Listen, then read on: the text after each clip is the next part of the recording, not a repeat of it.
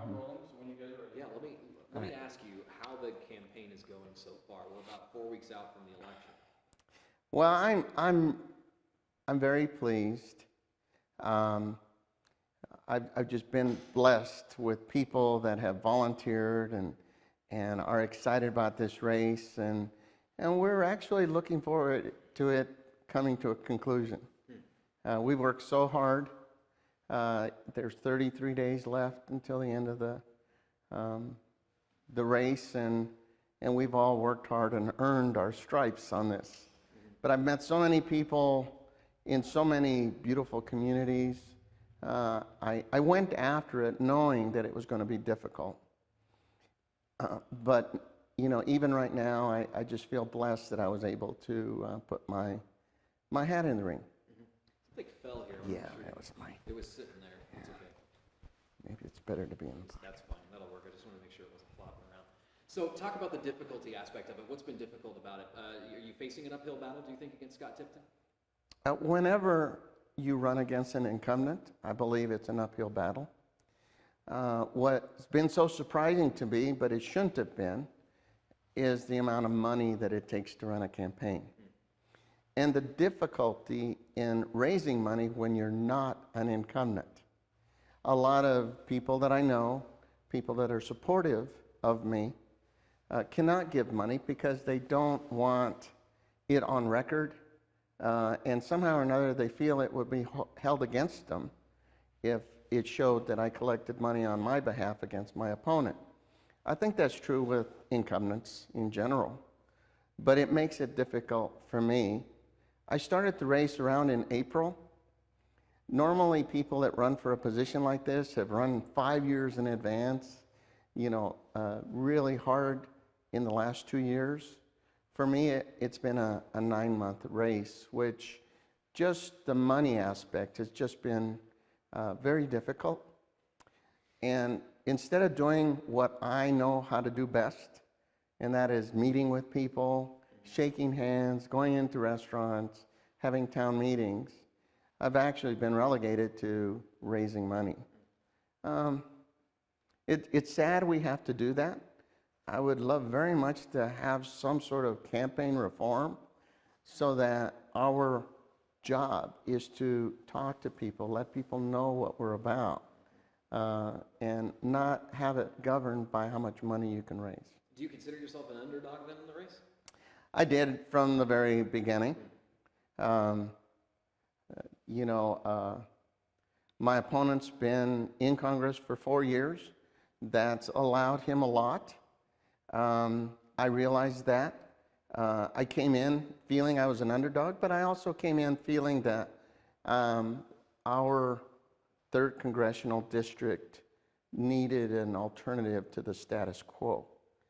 And in 20 years of politics, I had a lot of credentials that propelled me to a position where I can actually stand on the same stage with them and let people know the level of knowledge that I have is very keen. But there's no two ways about it. I am the underdog in this race, and you know, sometimes that's not a bad position to be in. What differentiates you from Scott Tipton? Well, I think mostly is my experience in the state. I've had 20 years, 8 years on the school board, 12 years in the legislature. I served in the Senate, I served in the House. But what I pride myself with is that I've been able to accomplish a lot in those years in the state. I was not only our caucus chair, I was the chairman of finance, I was the chairman of the Joint Budget Committee, a lot of projects at the Mental Health Institute, the new forensic unit, was because I was on that committee. A lot of improvements to the university, just all the state agencies I had a hand in. And I feel what really distinguishes me from my opponent is I've been very much a consensus builder, a get things done kind of person. I haven't ever been looked at as a partisan, down the line, vote your party line representative. I work very hard to represent my community first. What are the most important issues facing voters in southern Colorado, and then what do you have to say to them in response to those issues that you will accomplish if you're elected? Well, this position is so important. It really is important. But I think we are the representatives for our district. Because it's part of Congress, you do have to have positions on international issues because you ultimately become part of the decision-making process. But I think it's been our community needs have been left behind. We have 29 communities in the 3rd Congressional. It's one of the biggest districts in all of Colorado.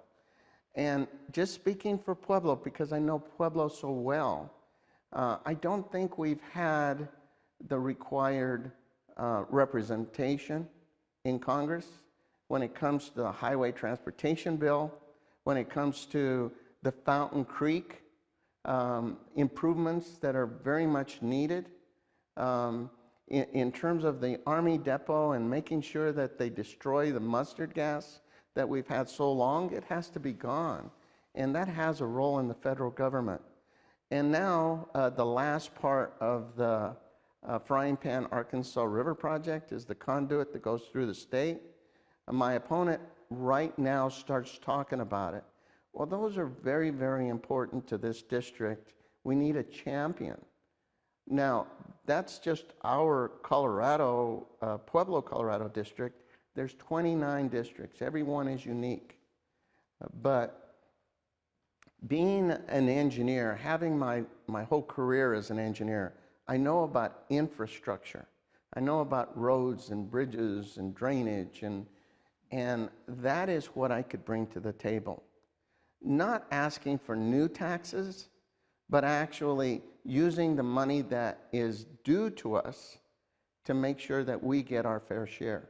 And that's been lacking so far, you think? I haven't seen it. I haven't seen any part of it other than now that we're in the political season, all of a sudden I hear some movement towards the Arkansas Valley Conduit.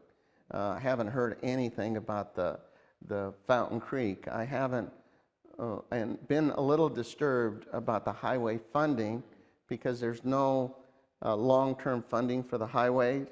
And we're just going to enter into a $1 $100 million project in Pueblo.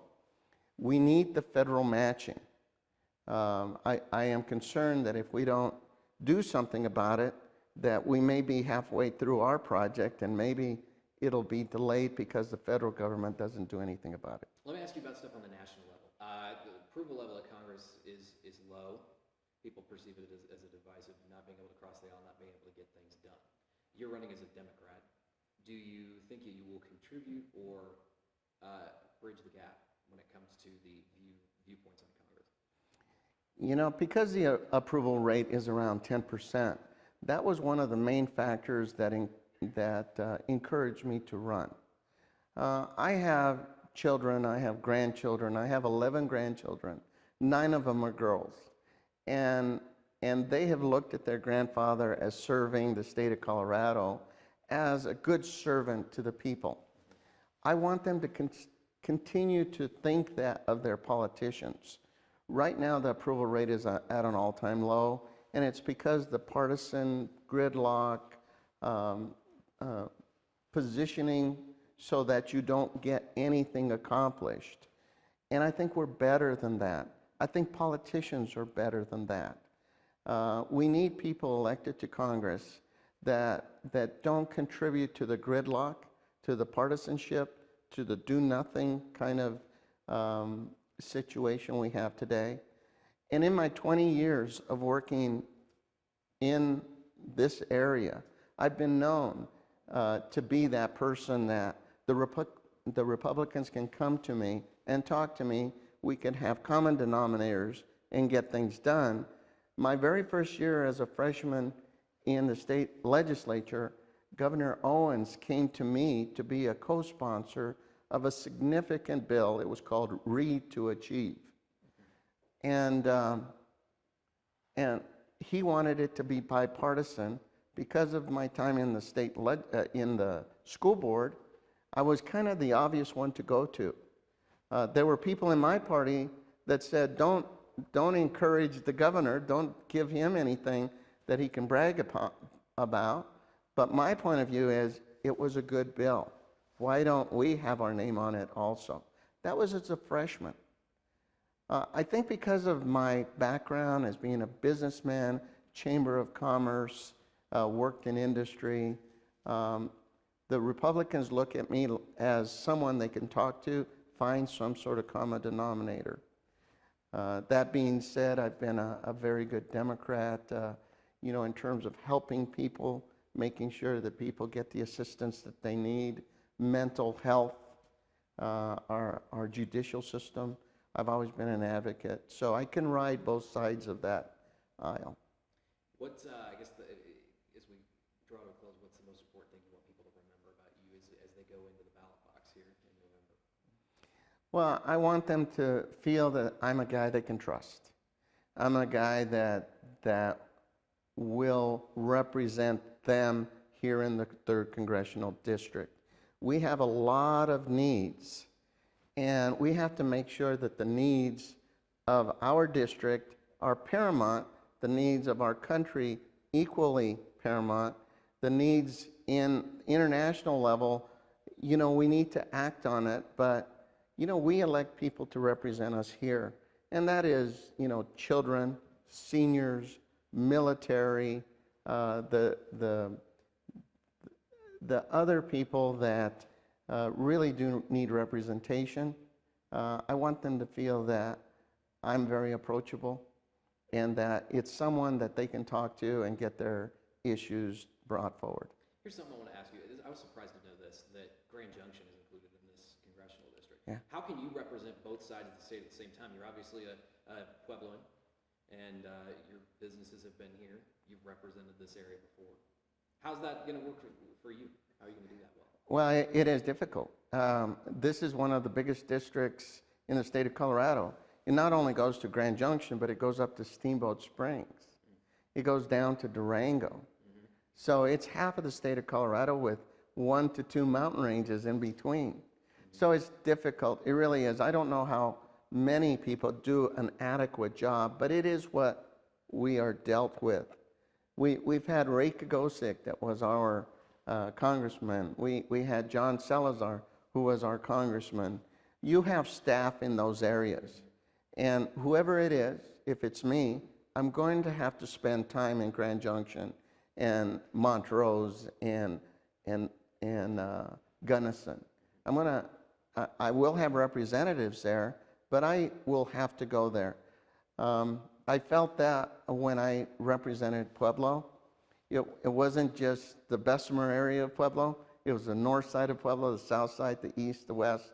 So, that is what you have to do. And that is what I feel we haven't gotten. Scott Tipton is in Cortez, which is about as far from Pueblo as you can get. He does have a representation here, but we hardly see him. Yet this is the biggest population base. We have a lot of interest, and we need someone to be able to address those. Anything else you want to add at all? Just that, this is such an important race. All the races on the ticket are very important. I think the voters have a real choice to make. And one of the things that I say is, if you're happy with what's happening in terms of gridlock and partisanship and approval rate at the very lowest, if you're happy with that, you're probably going to get 2 more years of that with my opponent. If you're not happy with that, you need to invest in change. You got to elect people that are willing to do things differently. And, I'm a person that believes in bringing home the bacon to show the citizens that who they elected, they have a value to. And I want my grandchildren to say, I'm proud of my grandpa because he represented the people of Colorado. He is a politician, but he has moved those approval rates up from 10% to 20 to 30 to 40%.